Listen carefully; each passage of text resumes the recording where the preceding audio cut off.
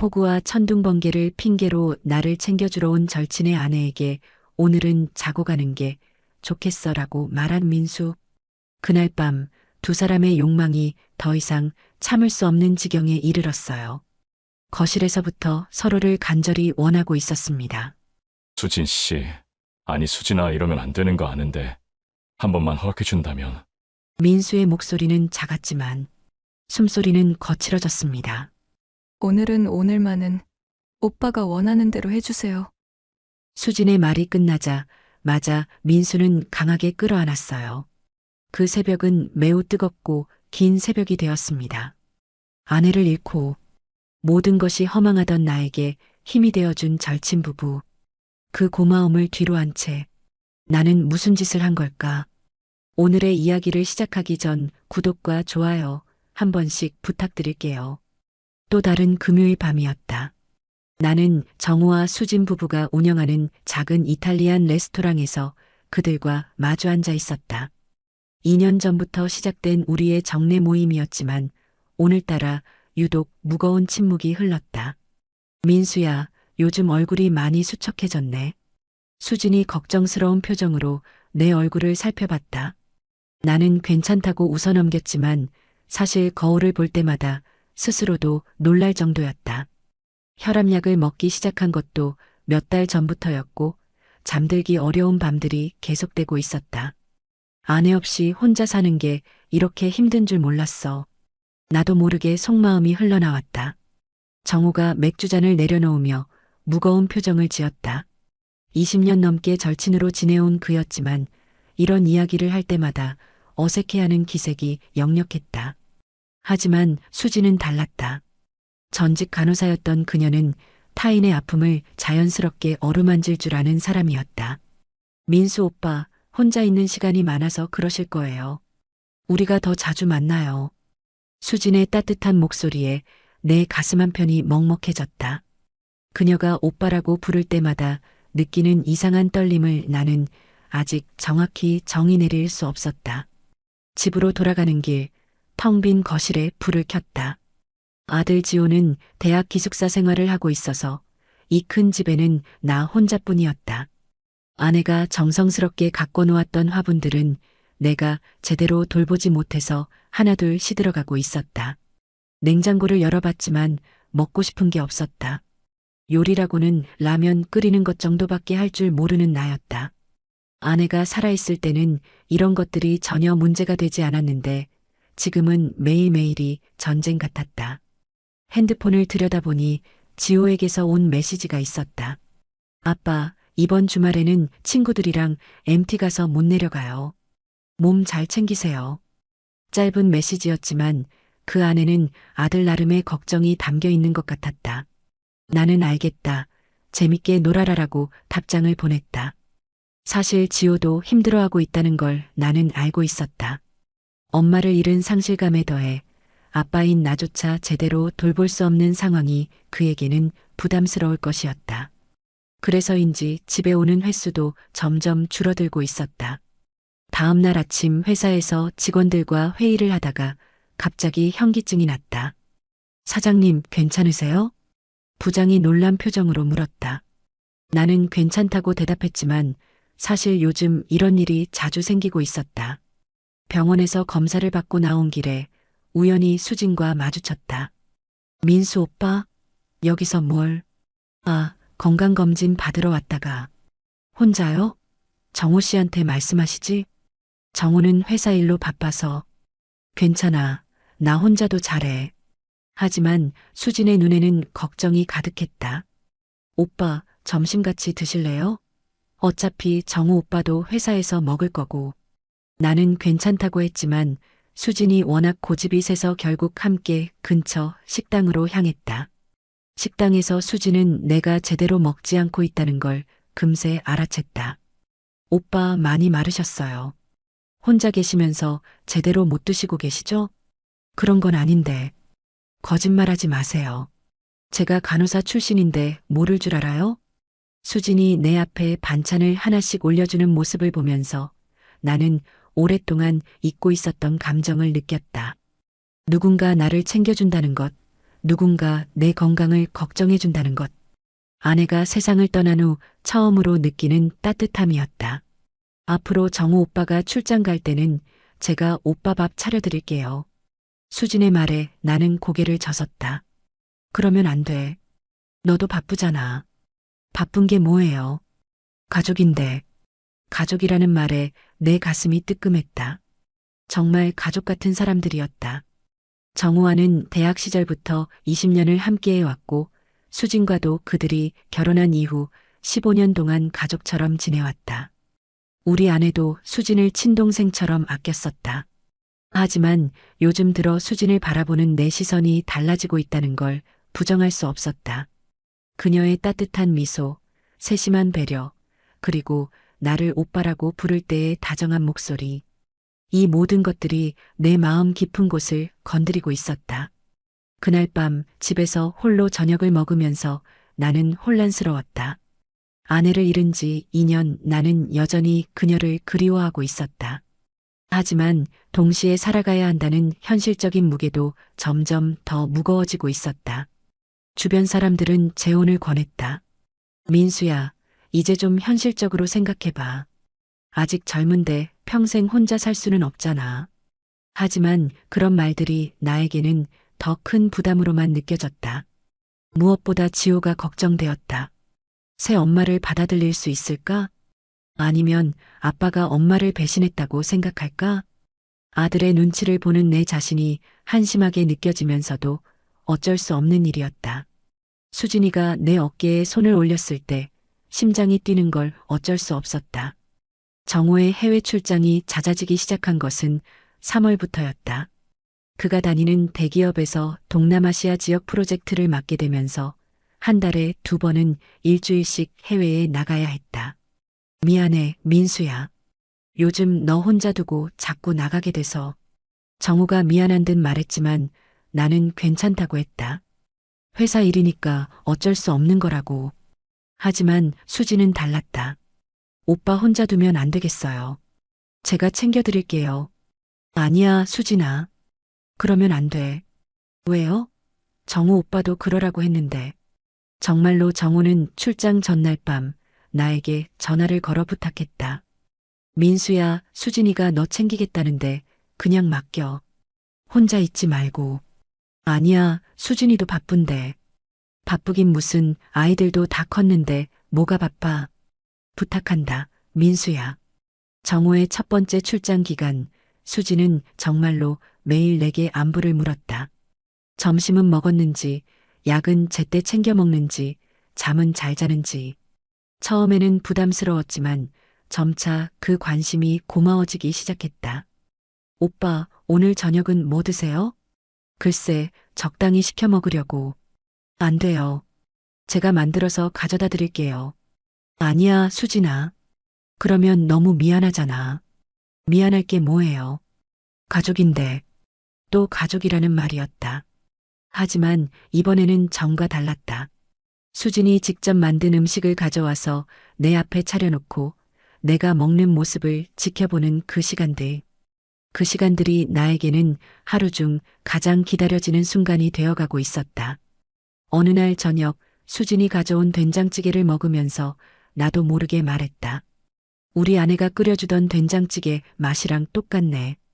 수진이 잠깐 멈칫했다. 언니한테 레시피 배운 거예요. 오빠가 좋아하실 것 같아서. 그 순간 내 가슴이 뭉클해졌다. 아내의 레시피를 기억하고 나를 위해 똑같이 만들어준 수진의 마음. 그 세심함에 나는 말문이 막혔다.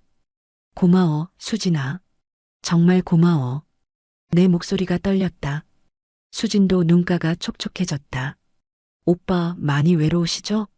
나는 대답 대신 고개만 끄덕였다. 저도 정우 오빠가 출장 가면 외로워요. 하지만 오빠만큼은 아닐 거예요. 그날 밤 수진은 설거지까지 하고 갔다. 나는 그녀가 떠난 후에도 한참 동안 그 자리에 앉아 있었다. 이상했다. 집이 이렇게 따뜻하게 느껴진 적이 언제였을까? 정호의 2번째 출장 때는 더욱 자연스러워졌다.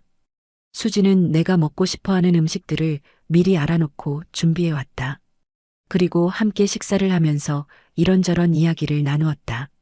오빠, 요즘 지호는 어때요? 글쎄, 연락은 자주 안 하는데 잘 지내는 것 같아. 대학생이니까 그럴 수밖에요. 저희 아이들도 그랬어요. 수진이 아이들은 어떻게 지내? 큰애는 취업 준비하느라 바쁘고 둘째는 고3이라 공부에만 매달려 있어요. 일상적인 대화였지만 그 시간들이 내게는 소중했다. 누군가와 하루 있었던 일들을 나누고 서로의 안부를 묻는 것. 그런 평범한 일상이 내게는 그리운 것이었다. 어느 날은 갑작스럽게 흉통이 찾아왔다. 저녁을 먹고 있는데 갑자기 가슴이 조여오면서 숨쉬기가 어려워졌다. 나는 급하게 119에 신고하고 응급실로 향했다. 응급실에서 혼자 기다리고 있는데 수진이 헐레벌떡 뛰어왔다. 오빠, 어디 아프세요? 뭐 때문에? 어떻게 알았어? 지호한테 연락 왔는데 응급실에 있다고 해서. 나는 지호에게 연락했을 때 비상연락처로 수진의 번호를 알려준 게 기억났다. 정우는 출장 중이라 연락이 안 됐을 테고. 진정하세요, 오빠. 제가 여기 있잖아요. 수진이 내 손을 잡고 다독여 주었다. 그 따뜻한 손길에 나는 비로소 안도할 수 있었다. 검사 결과 큰 문제는 없었다. 스트레스성 흉통이라는 진단이었다. 하지만 수진은 밤늦게까지 내 곁에 있어 주었다. 집에 가서 쉬어. 늦었잖아. 안 돼요. 지호가 올 때까지 있을 거예요. 지호는 내일 아침에 온다고 했어. 그럼 더더욱 혼자 두면 안 되죠. 결국 수진은 병원에서 밤을 새웠다. 내가 잠들 때까지 내 옆에서 조용히 지켜봐 주었다. 아침에 눈을 뜨니 수진이 의자에서 졸고 있었다. 목이 아플 텐데. 나는 조심스럽게 담요를 그녀에게 덮어주었다. 그 순간 수진이 눈을 떴다. 오빠, 괜찮으세요? 응, 괜찮아. 너야말로 고생 많았어. 우리의 눈이 마주쳤다. 그 짧은 순간 나는 수진의 눈 속에서 뭔가 다른 감정을 읽을 수 있었다. 단순한 동정이나 친척 간의 걱정이 아닌 더 깊은 무언가. 오빠, 수진의 목소리가 떨렸다. 하지만 그때 지호가 병실 문을 열고 들어왔다. 아빠, 괜찮아요? 응, 괜찮다. 수진 이모가 밤새 돌봐주셨어. 지호가 수진에게 깊숙이 인사했다. 이모, 정말 감사해요. 제가 없을 때. 당연한 거야, 지호야. 우리 가족인데. 또 가족이라는 말. 하지만 이제는 그 말의 의미가 예전과 달라지고 있었다. 정우가 출장에서 돌아온 후 우리의 금요일 모임이 재개되었다. 하지만 나는 수진을 마주보기가 어려웠다. 응급실에서의 그 순간 우리 사이에 흐른 묘한 감정을 어떻게 해석해야 할지 몰랐다. 민수야, 병원 갔다며? 괜찮아? 정우가 걱정스럽게 물었다. 응, 별거 아니었어. 수진이가 밤새 돌봐줘서 고마웠어. 당연한 거지 뭘. 고마워할 게 뭐야. 정우는 태어났지만 나는 그 태어남이 오히려 더 괴로웠다. 그는 자신의 아내가 다른 남자를 위해 밤을 샌 것에 대해 조금도 의심하지 않았다. 절대적인 신뢰. 그 신뢰가 나에게는 가시처럼 박혔다. 그날 밤 집으로 돌아가는 길 수진이 조용히 말했다. 오빠, 혹시 제가 너무 나섰나요? 무슨 소리야? 병원에서 밤새 있었던 건 말이에요. 정우 오빠가 뭐라고 하지는 않았지만 나는 멈춰섰다. 수진도 뭔가 느끼고 있었구나. 우리 사이의 묘한 변화를. 아니야. 정말 고마웠어. 혼자였다면 더 무서웠을 거야. 다행이에요. 괜히 오해받을까봐 걱정됐어요. 오해. 그 단어가 내 가슴을 찔렀다. 정말 오해일까? 아니면 우리 둘 다 느끼고 있는 이 감정이 오해가 아닐까? 그날 밤부터 나는 수진에 대한 내 감정을 직시하기 시작했다. 처음에는 동정심이었다. 외로운 나를 챙겨주는 고마운 사람. 하지만 언제부턴가 그것이 다른 감정으로 바뀌어가고 있었다. 그녀의 웃는 모습을 떠올리며 잠들고 그녀의 목소리를 기다리며 하루를 시작하는 나. 이것은 분명 단순한 고마움이 아니었다. 하지만 동시에 죄책감도 밀려왔다. 20년 절친인 정호에게 어떻게 이럴 수 있는가? 죽은 아내에게 어떻게 이럴 수 있는가? 그리고 무엇보다 가정이 있는 수진에게 어떻게 이런 감정을 품을 수 있는가? 나는 혼란스러웠다. 54세의 나이에 이런 감정의 소용돌이에 휘말릴 줄은 꿈에도 생각하지 못했다. 6월의 어느 날 정호가 또다시 일주일간의 긴 출장을 떠났다. 이번에는 태국과 베트남을 오가는 출장이라 연락도 쉽지 않을 거라고 했다. 민수야, 이번에도 수진이한테 부탁할게. 아니야, 이번엔 괜찮아. 나도 이제 혼자 사는 게 익숙해졌어. 사실은 그 반대였다. 수진과 함께하는 시간들이 나에게는 너무나 소중해져서 그 감정이 두려워진 것이었다. 더 이상 선을 넘기 전에 거리를 두어야 한다고 생각했다. 하지만 수진은 내 말에 상관없이 여전히 나를 챙겼다. 오빠가 뭐라고 해도 소용없어요. 정우 오빠가 부탁했거든요. 출장 셋째 날 밤 갑작스럽게 태풍주의보가 발령되었다. 뉴스에서는 강한 바람과 폭우를 동반한 태풍이 밤새 지나갈 예정이라고 했다. 수진이 저녁을 가져다 주고 돌아가려던 참이었는데 갑자기 바람이 거세지기 시작했다. 이런 날씨에 나가면 위험해. 좀 기다렸다가 가. 괜찮아요, 오빠. 집이 멀지 않은데요. 하지만 곧 정전이 되었다. 온 동네가 깜깜해졌다. 밖에서는 천둥 번개가 치고 있었다. 이제 정말 못 가겠네. 나는 촛불을 켜며 말했다. 오늘 밤은 여기서 자고 가. 수진이 망설였다. 그래도 정우 오빠가 알면 정우 연락 안 되잖아. 나중에 설명하면 돼. 사실 나도 떨리고 있었다. 수진과 단둘이 밤을 보낸다는 것. 하지만 이 날씨에 그녀를 내보낼 수는 없었다. 촛불 불빛 아래서 우리는 마주 앉았다. 전기가 나가서 할 수 있는 것도 별로 없었다. 자연스럽게 대화를 나누게 되었다. 오빠 언니 생각 많이 나시죠? 수진이 조심스럽게 물었다. 나는 고개를 끄덕였다. 매일 하지. 특히 이런 밤에는 더. 언니가 정말 좋은 분이었어요. 저도 많이 그리워해요. 촛불이 흔들렸다. 바람소리가 창문을 때렸다. 수진아, 솔직히 말할게. 나는 용기를 내어 말했다. 요즘 너 때문에 잠이 안 와. 수진의 얼굴이 붉어졌다. 오빠, 미안해. 이런 말하면 안 되는 거 알아. 하지만 저도요. 수진의 작은 목소리에 나는 놀랐다. 뭐? 저도 오빠 생각이 자꾸 나요. 정우 오빠에게 미안하지만 어쩔 수가 없어요. 그 순간 우리 사이의 공기가 바뀌었다. 둘 다 숨을 죽이고 서로를 바라보았다. 천둥이 크게 울렸다. 수진이 깜짝 놀라서 내 쪽으로 몸을 기울였다. 나도 모르게 그녀의 손을 잡았다. 수진아, 오빠, 우리는 점점 가까워졌다. 촛불 불빛이 수진의 얼굴을 부드럽게 비추었다. 그녀의 눈에는 눈물이 고여 있었다. 이러면 안 되는 거 알아. 내가 떨리는 목소리로 말했다. 하지만 너무 외로워. 너무. 저도 마찬가지예요, 오빠. 수진이 내 얼굴에 손을 대었다. 정우 오빠를 사랑하지만 오빠도. 더 이상 말이 필요 없었다. 우리는 서로를 끌어안았다. 밖에서는 여전히 폭풍이 몰아치고 있었다. 하지만 우리는 그 모든 소음을 잊었다. 오직 서로의 온기만이 중요했다. 정말 이래도 될까요? 수진이 내 품에서 속삭였다. 모르겠어. 하지만 지금만은. 그날 밤 우리는 서로의 외로움을 달랬다. 20년 우정에 대한 배신이라는 걸 알면서도, 정호에 대한 죄책감을 느끼면서도 우리는 멈출 수가 없었다. 새벽이 되어서야 전기가 들어왔다. 갑자기 밝아진 거실에서 우리는 서로를 바라보았다. 현실이 다시 돌아온 것이었다. 오빠, 우리, 알아. 잘못한 거야. 하지만 후회스럽지는 않았다. 오히려 오랫동안 메말라 있던 내 마음에 담비 같은 시간이었다. 정우 오빠가 돌아오기 전에 우리 이 일은 물론이지. 아무도 모르게 해야 해. 수진이 옷을 정리하며 일어났다.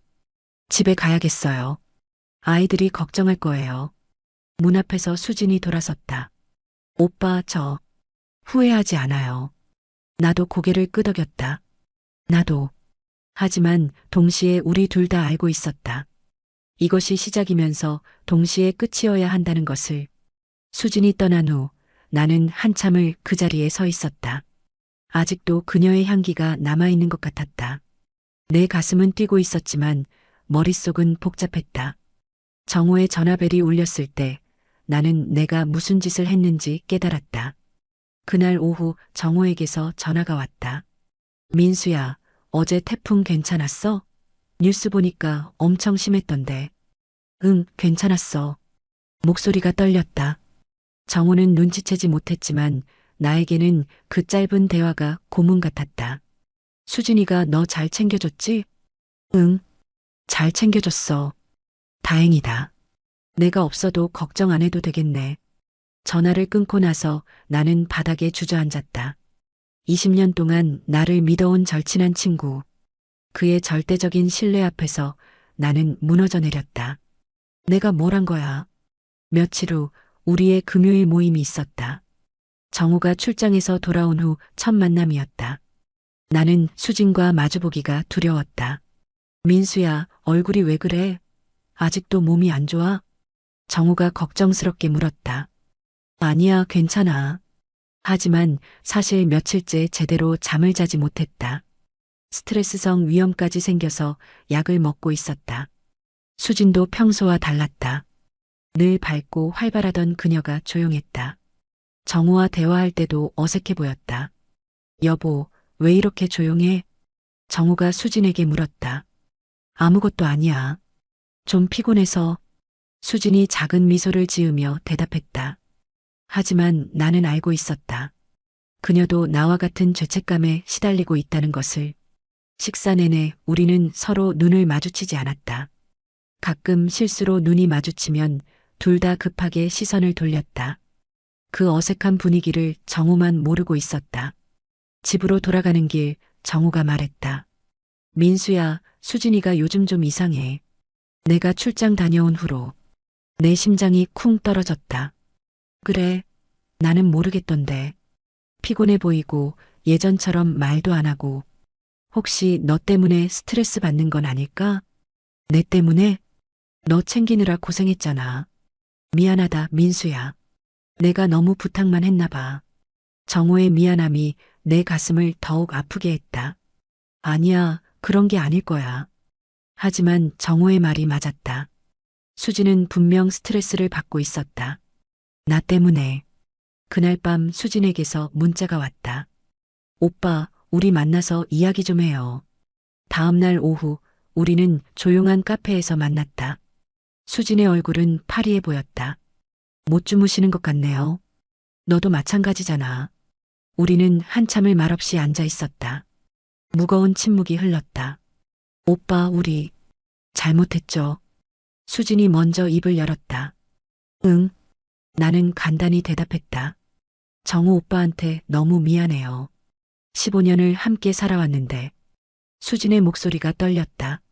나도 마찬가지야. 20년 우정을 하루아침에 배신한 거잖아. 그날 밤을 후회하냐고 물으면 그렇다고 대답할 수가 없어서 더 괴로워요. 수진이 눈물을 참으며 말했다. 나도 같은 마음이었다. 잘못된 일이라는 걸 알면서도 그 밤의 따뜻함을 부정할 수는 없었다. 하지만 이제는 정말 끝내야겠어요. 응, 그래야지. 오빠, 저희 좀 거리를 두어요. 당분간은 만나지 말고. 그게 좋겠어. 하지만 쉽지 않았다. 정우가 다음 출장 계획을 말할 때마다 가슴이 뛰었다. 수진을 보고 싶다는 마음을 억누르기가 힘들었다. 정우도 변화를 눈치챘다. 민수야, 요즘 왜 금요일 모임을 자꾸 빠지려고 해? 회사 일이 바빠서. 수진이도 그렇고 너도 그렇고 다들 왜 이래? 결국 피할 수 없어서 금요일 모임에 나갔다. 하지만 예전 같지 않았다. 억지로 웃고 억지로 대화하고 억지로 자연스럽게 행동했다. 그런 우리의 모습이 정호에게는 이상하게 보였을 것이다. 혹시 너희 둘 사이에 무슨 일 있었어? 정호가 조심스럽게 물었다. 무슨 일이 있겠어?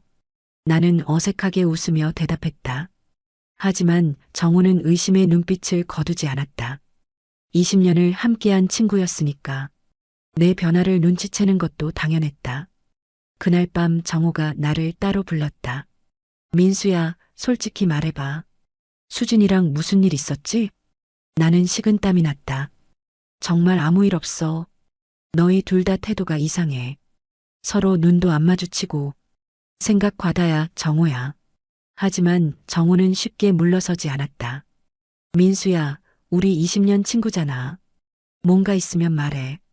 둘이 다툰 거야? 그 순간 나는 모든 걸 털어놓고 싶었다. 이 괴로움을 혼자 감당하기가 너무 힘들었다. 하지만 할 수 없었다. 정호에게 상처를 줄 수는 없었다. 정말 아무것도 없어. 그냥 요즘 내가 예민해서 그래. 집으로 돌아와서 나는 거울을 보았다. 한 달 새 더욱 수척해진 얼굴. 죄책감이 나를 갉아먹고 있었다. 수진도 마찬가지였을 것이다. 정호의 아내로서, 두 아이의 엄마로서 그녀가 느꼈을 괴로움. 나는 그녀에게 씻을 수 없는 상처를 준 것이었다. 그날 밤 나는 결심했다. 이 모든 것을 정리해야겠다고. 수진과의 관계뿐만 아니라 정호와의 우정까지도. 더 이상 이런 상황을 지속할 수는 없었다. 거짓말과 죄책감 속에서 살 수는 없었다. 진정한 사랑이란 때로는 포기하는 것이라는 걸 배웠다. 며칠을 고민한 끝에 나는 수진에게 마지막으로 만나자고 연락했다. 모든 것을 정리하기 위해서였다. 우리가 만난 곳은 처음 단둘이 대화를 나누었던 그 카페였다. 수진도 내 마음을 알고 있는 듯 침중한 표정이었다. 오빠 결심하셨구나. 수진이 먼저 말했다. 응. 이대로는 안 될 것 같아. 저도 마찬가지예요. 정우 오빠를 속이고 있는 제 자신이 너무 미워요. 우리는 한참을 말없이 앉아 있었다. 카페 안에는 잔잔한 음악이 흘렀다.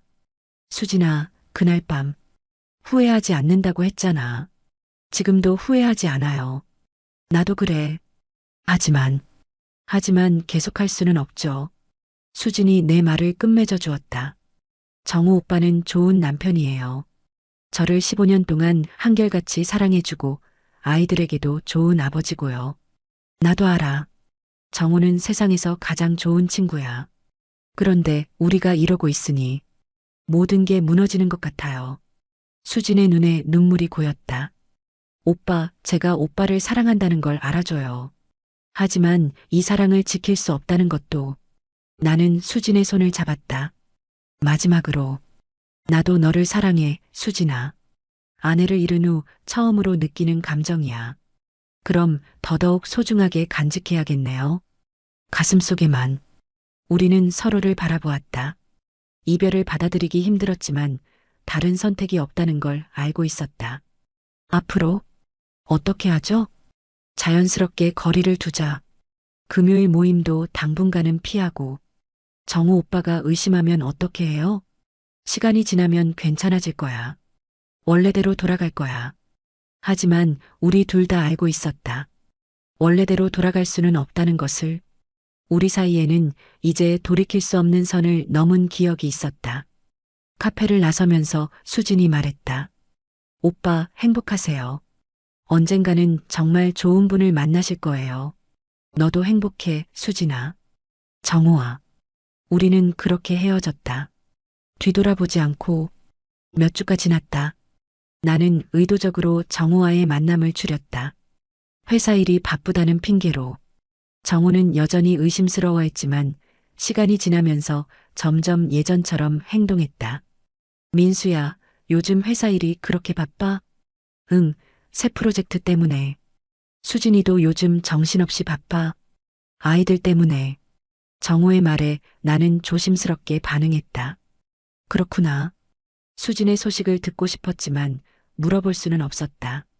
한 달 후, 우리의 금요일 모임이 재개되었다. 더 이상 피할 수도 없었고 정호의 의심을 키울 수도 없었다. 수진과 마주 앉았지만 이제는 자연스럽게 대화할 수 있었다. 물론 마음 깊은 곳에서는 여전히 그녀를 그리워하고 있었지만 민수 오빠 요즘 어떻게 지내세요? 잘 지내고 있어. 너는? 저도 잘 지내고 있어요. 우리의 대화는 정중했지만 거리가 있었다. 정우는 예전보다 편해 보였다. 이제야 좀 예전 같네. 정우가 만족스러워했다. 그날 밤 집에서 혼자 앉아 있으면서 나는 생각했다. 사랑이 뭘까? 진정한 사랑이란 뭘까? 수진을 사랑했다. 어쩌면 지금도 사랑하고 있다. 하지만 그 사랑을 지키기 위해 많은 것들을 포기해야 했다. 정우와의 우정을 위험에 빠뜨릴 수 없었고 수진의 가정을 파괴할 수도 없었다. 어쩌면 진정한 사랑이란 때로는 포기하는 것일지도 모른다. 상대방의 행복을 위해 자신의 욕망을 억누르는 것. 그런 생각을 하면서 나는 비로소 마음의 평화를 찾을 수 있었다. 몇 달 후 지호가 집에 왔다. 아빠, 요즘 좀 괜찮아 보여요. 그래. 네, 예전보다 편해 보여요. 뭔가 마음의 짐을 덜어놓은 것 같다고 할까요? 아들의 말에 나는 미소를 지었다. 정말로 마음의 짐을 덜어놓았으니까. 아빠, 새로 사랑하는 분이 생기면 말해주세요. 저도 이제 이해할 수 있어요. 지호의 성숙한 모습에 나는 놀랐다. 고마워, 지호야. 하지만 나는 당분간 새로운 사랑을 찾을 생각이 없었다. 아직은 혼자 지내는 것이 맞는 것 같았다. 1년이 지났다. 우리의 금요일 모임은 계속되고 있다. 이제는 정말로 자연스러워졌다. 수진과도 편하게 대화할 수 있게 되었다. 물론 가끔은 그날 밤의 기억이 떠오르기도 한다. 하지만 더 이상 괴롭지 않다. 아름다운 추억으로 가슴속에 간직하고 있을 뿐이다. 민수야, 요즘 정말 좋아 보인다. 정우가 말했다. 그래. 응, 뭔가 마음의 안정을 찾은 것 같아. 정우가 맞았다. 나는 마음의 안정을 찾았다. 사랑하되 포기할 줄 아는 법을 배웠으니까. 수진도 예전의 밝은 모습을 되찾았다. 정우와 아이들에게 더욱 사랑받는 아내이자 엄마가 되었다. 그 모습을 보면서 나는 우리가 올바른 선택을 했다고 확신한다.